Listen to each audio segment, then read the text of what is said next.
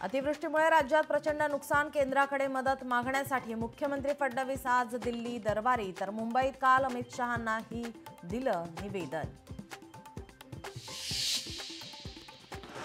राज्यात आजपासून 4 दिवस पावसाचा अंदाज, विदर्भात मुसळधार पावसाचा इशारा, मराठवाड्यातही जोरदार पावसाची शक्यता, तर रविवार मुंबई ठाण्यासह कोकणाला झोडपणार.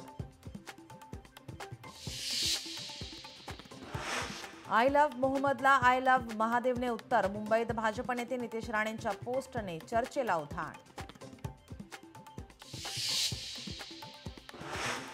लाडकी बहीण योजनेत 8,000 सरकारी लाभार्थी, बोगस सरकारी लाभार्थ्यांकडून पैसे वसूल करण्याचे आदेश, वसूल करण्यात येणारी रक्कम सुमारे 15 कोटींच्या घरात, शिस्तभंगाच्या कारवाईचेही आदेश.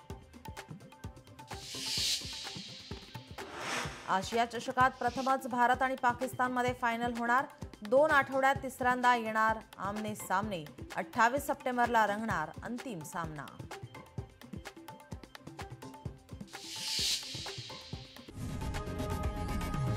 लोकशाही मराठी ऐका, पहा, जागरूक रहा.